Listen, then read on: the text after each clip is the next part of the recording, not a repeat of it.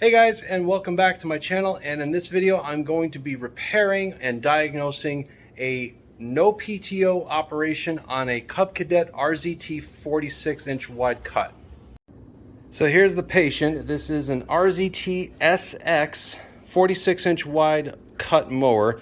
It is built in 2018, and the condition is that the engine starts and stops, runs fine, but the PTO clutch does not stay engaged, or sometimes it will stay engaged the entire mowing session, sometimes shut off multiple times, or in my case, I can't even get the PTO to turn on at all.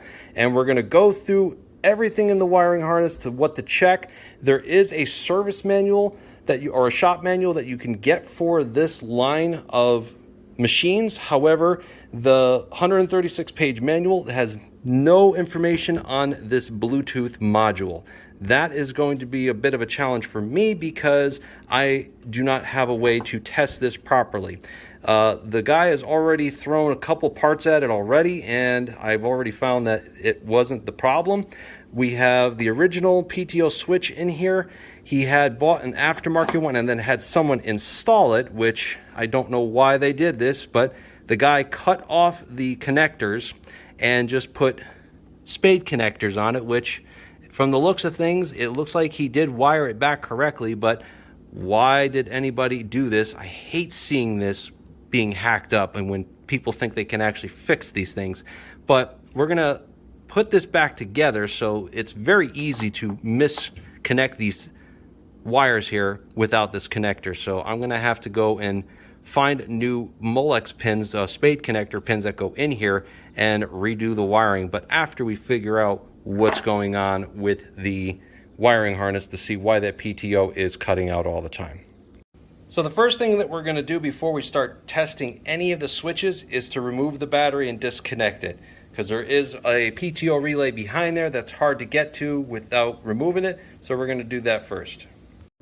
Here are the three specific pages that I'm going to be looking at. So these are all this is page 64, or in this case, when you look at the file, it says page 69 through 71.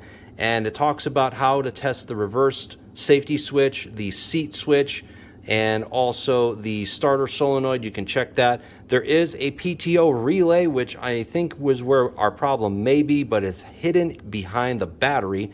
And then also we have a diagram of the brake switch, which we have to check, and then also of the PTO switch, just to make sure everything is working properly.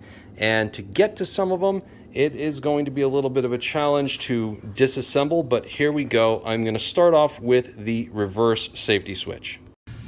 So what we have to do in order to look at the reverse safety switch and also the brake switch is this front foot plate needs to be removed. There are 5/16 screws all the way around the perimeter of that. You will also need to remove the pedals, which are held in either by a 7/16 bolt and nut or a 1/2-inch bolt and nut, depending on which one. I think the ones for the clutch here, forward and reverse, are 7/16, and then the clutch here is actually a 1/2-inch. But this is kind of the only way, without having to take anything else apart, to get to these switches easily.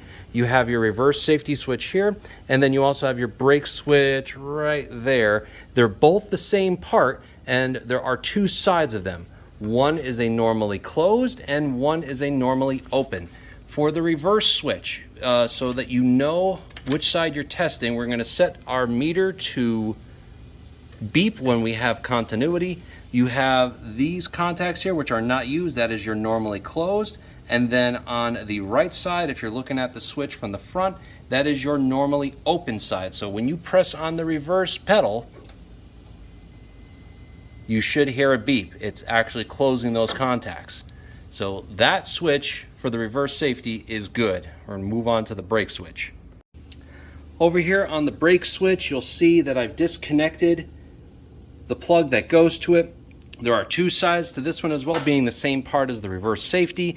The side that I have it connected to right now, if you can see, that is the normally open side, and then on the right side, if you're looking at this video, is the normally closed side.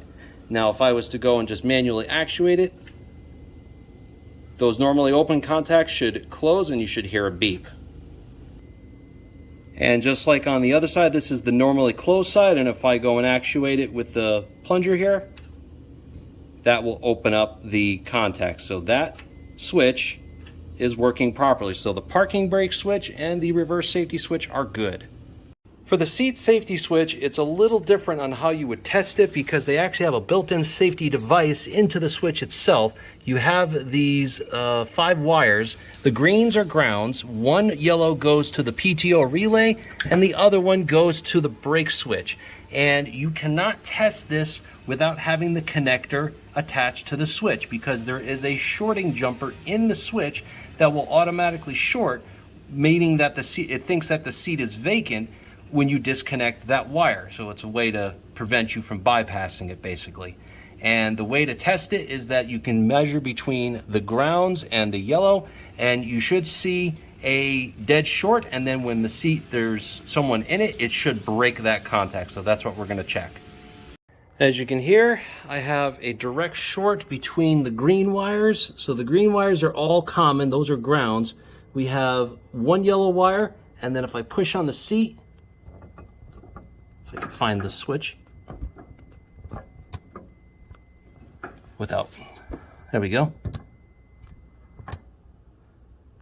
I can push on the seat and then it will open the circuit. And now we'll try the other yellow wire to make sure that's running okay. Okay, still on the green wires and then onto the outer yellow wire. One goes to the PTO relay and the other one goes in series with the brake switch, and that will kill the magneto to kill the engine. So if I push down on this, it'll get rid of it. Opening up.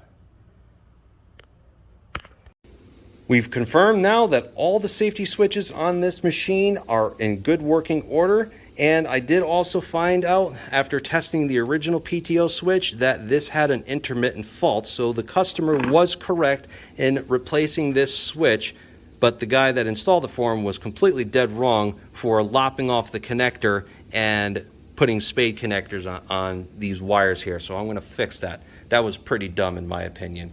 But I've checked everything. Everything is now working mechanically with all the switches, so there is no PTO relay behind the battery, which is normally where you would find it on a machine like this. But because we have the Bluetooth module, that PTO relay is now built into that module. So I wasn't able to test that, so I went in a different direction, and I noticed that there was no 12 volts on this red wire. This red wire, when you pull this switch, will send 12 volts from the red wire over to the brown wire with the black stripe, which goes directly to the PTO. The other two wires here, this is a ground, and then this one here, the brown wire without a stripe, is part of the other safety switches in the entire machine. So if it gets a signal on one of these wires, it'll send the signal back to this module, shutting off the PTO for 12 volts. I'm not getting 12 volts at all. This module is shot. So I talked with the customer, and I also was able to get the schematics from Sharonda over at Cub Cadet. Thank you so much, Sharonda, if you're watching, and Cub Cadet, I appreciate it. I did get the specific schematic for this machine, and that's how I was able to narrow down that this Bluetooth module is bad. Now, I will say that the new module like this is going to cost about $240 plus shipping. However, Amazon has one, and I think it's a dealer, but it cost about $154. So I told the customer he's going to order that, and we're also going to do a tune-up on this as well. So yeah, it's going to take about a week for that to come in. We'll wait till the next segment, and we'll get this put back together, and hopefully we will have blade operation by the time we swap out that module. Well guys, it's been about 3 weeks since that last segment. Turns out what happened is that this part was superseded to a newer part. This is the original Bluetooth module. And what wound up happening was I told the part number to the customer. The customer wanted to order it himself. No problem with that. And he ordered it for that $150 or $160 that I had showed you earlier on in the video. Well, that vendor decided to cancel his order, and they didn't have any stock. There was no other one that was showing for about that much, so we wound up paying for the full $240 for this part. And unfortunately, there's really not much you can do to service these things. It looks to be all surface mount there. There are some mini relays in there, but I believe that this is the problem that needs to be taken care of in order to fix this properly. So what I did was I just replaced the module. It's only 2 plugs over here. So you got the power, and then you got the rest of the switches go there. You can't mess those up. Now, I did say in the beginning of the video that I was going to go and swap this out and the connector, so I did zip tie that connector so you can't lose it. I mean, if it's not broken, don't fix it. I just put a zip tie here just to make sure that it stays secure. It is wired properly. We're going to give this a try, and what I'm going to have to tell the customer is that this is the original hours. There was about 91 hours on this machine.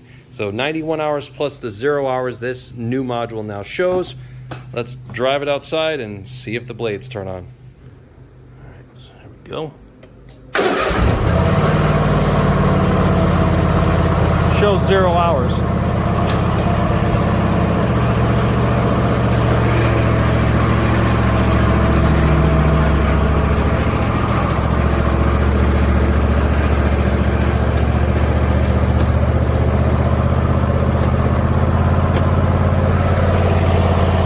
All right, let's give this a try. We'll go half speed.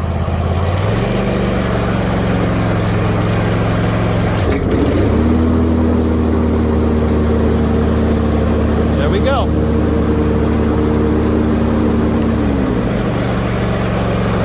Let's try high speed.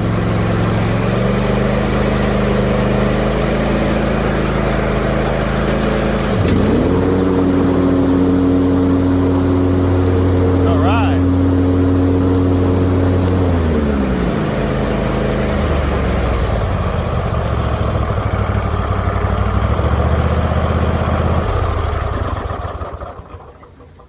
Well, that definitely was the problem. So I'll just put these back in securely. I think they just snap in. And we'll go ahead and button this back up. And this will be ready to go and deliver back to the customer. All right, guys. Well, I'm going to end the video here. That's a wrap. We are good to go with this customer's machine. And I told him I'm going to bring it back today so he can at least get his lawn cut. This has been a little bit of a challenge just because of the Bluetooth module, but I did have to go through everything as far as the switches and the wiring harness just to kind of chase those electric ghosts out of it. And good thing we did. It's just good to be thorough. But if you have this machine or in this wiring setup with the Bluetooth module, feel free to reach out, ask any questions that you might have. Also, you can reach out to Cub Cadet. As long as you give them the model and serial, they should be able to provide you a schematic. A big shout out and thank you to Sharonda, one of the customer service reps that helped me get that. Thank you. You're awesome. And we'll catch you guys on the next video and on to the next project.